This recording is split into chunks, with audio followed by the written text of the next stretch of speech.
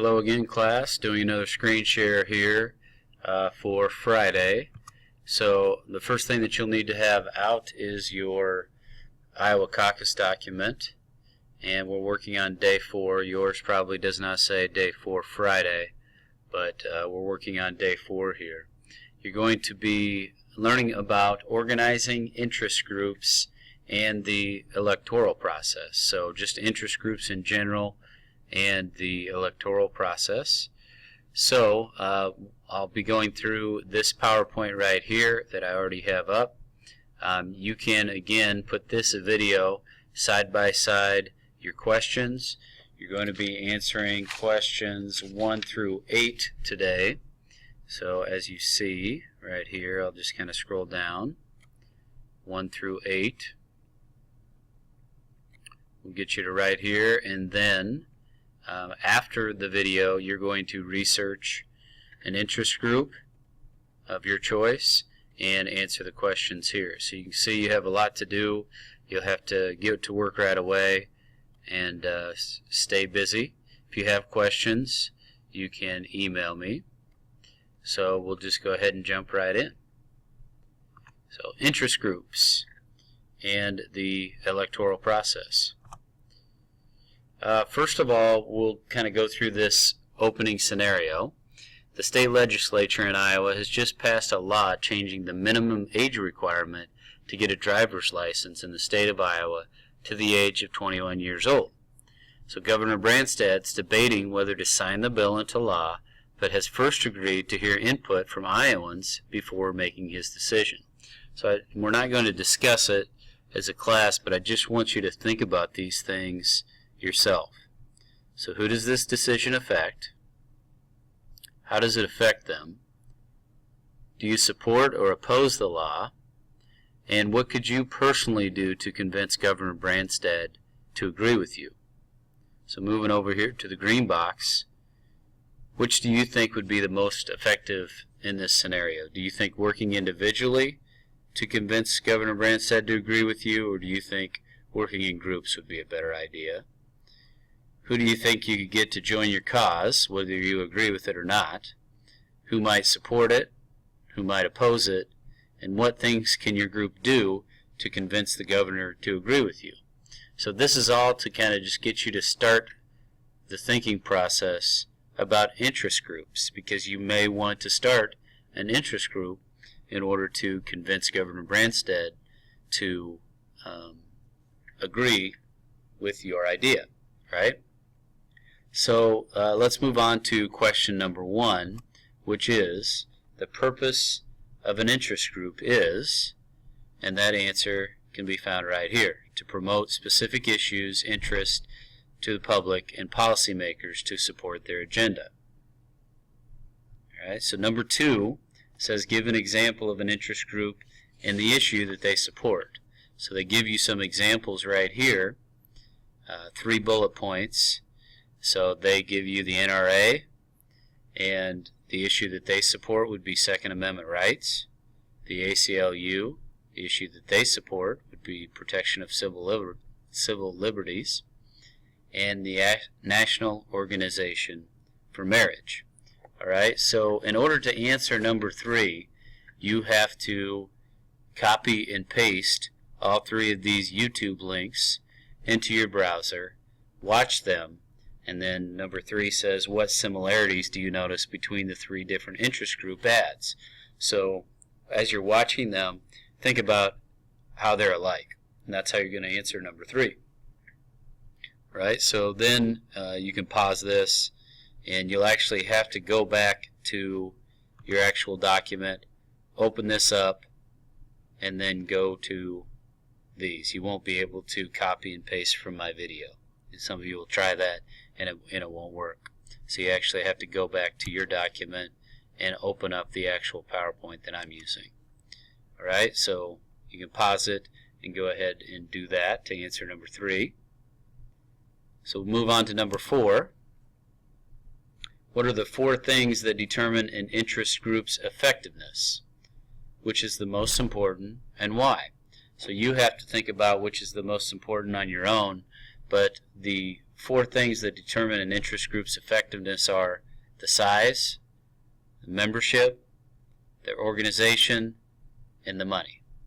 All right, so you need to have all four of those down, and then you decide which is the most important and why. All right, so we'll move on to number 5. Use the table below to identify and explain the tasks of interest groups. So you'll notice that lobbying should be A, it's already filled in for you. Electioneering should be B. Litigating should be C. And public awareness should be D. So now here are your descriptions. So lobbying, in terms of interest groups, is just meeting with policymakers to promote your interests. All right? So lobbying would include earmarking specific amendments or funding of bills for special projects. So you'd meet with the policymakers and you talk about how you could go about getting your special project to happen. Electioneering is supporting candidates and working in elections, so there are a lot of political action committees who do that. Got some wrestlers coming in here, so you might hear some noise in the background. Cody Fouts, you want to be a part of the lesson here? Okay, he says he's okay, so we'll go ahead and go on. That's fine. Electioneering, we're supporting candidates working in elections. So we have political action committees, or PACs, that you'll hear talked about that support the candidates. So they work in elections and try to get these people elected. They've already convinced them that if they work hard for them, that they'll help them out when it comes to their special interests. Right? Litigating is taking issues to court. So that's what you'll put in the description part there in terms of tasks. Just for an example, the ACLU represents plaintiffs in civil liberties cases. So that's another task of interest groups. And then just public awareness. So they're going to inform public about the issues. So they can do that through TV, radio, internet, social media, whatever it might be. So that's what you would put in the description part there. Alright, so we'll move on to what we referred to before as PACs. PAC stands for Political Action Committee. And you'll hear these talked about in elections all the time. But a PAC is the electioneering arm of interest groups. So interest groups survey candidates. And once they do that, they'll give them questionnaires, interviews. They look at their voting record, and once an interest group has all of that information back, so the candidates have all answered their questionnaire or answered their interview and looked at their voting record, then they get together and decide who they are going to endorse. Who do they want to get behind, right, and endorse for the election. All right, so this would support your answer for number 6, and now we're kind of moving on to number 7 as well. Describe the importance of an endorsement. So an endorsement is just simply an official public statement of support. They might do that by press conference or an email to their supporters. It encourages whoever their supporters are to support the candidate. So that means they would have voter contact, donations to the campaign, and political advertisements. So it's very important to get a certain interest group's support because some people are going to vote specifically however the certain interest group votes. So if for example, you're looking at kind of an ad there by the NRA or the National Rifle Association, some people base their votes off of whoever the NRA supports. So if the NRA supports Joni Ernst, that's who some people are going to vote for. So it's very important that candidates go ahead and try to gain or garner these people's endorsements, the interest groups or the PACs endorsements. So how do interest groups decide who to endorse? Again, this goes back to this part right here, where they're going to give them questionnaires, interviews, and they're going to look at their voting record. and then they get together and decide that. So that should answer number 8. All right.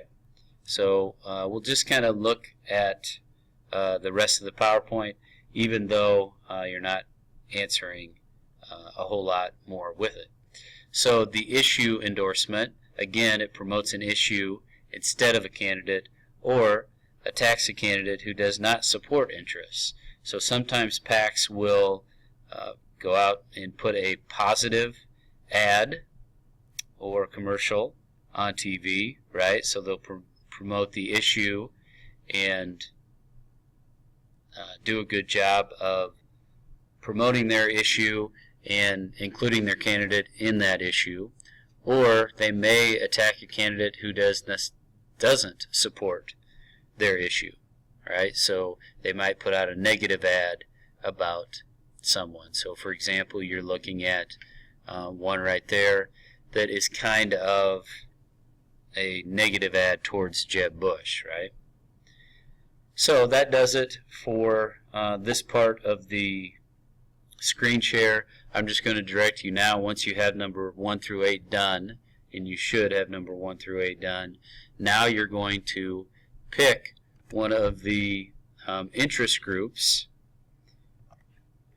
and you're going to fill out this table below. So again, this is going to take some time here, but you're done with number 1 through 8. Now you're going to start with this if time interest group research, right? So you're going to just simply go back to the PowerPoint here and pick one of these interest groups that you've seen here. If you find one that you're more interested in than one that's on here, that's fine. So interest groups could be the NRA, ACLU, National Organization for Marriage, could be any of these that you find throughout this entire PowerPoint. Okay, could be some of these down here. Okay, so find one, an interest group that interests you, and you could Google it too, interest groups in America. So find one that interests you, and then you're going to go back here and just fill out all of the information about that interest group. So you're not assigned one, so just pick one. Put in their website link. When were they founded? So when did they start and who started it? What issues do they cover? What are the position on those issues? What kind of people do you think this group appeals to? So it could be Republicans, Democrats, could be farmers, business people, CEOs, small business people. It could be a number of things. All right, and tell us why you think that. How effective is your group? And how do you know if they're effective?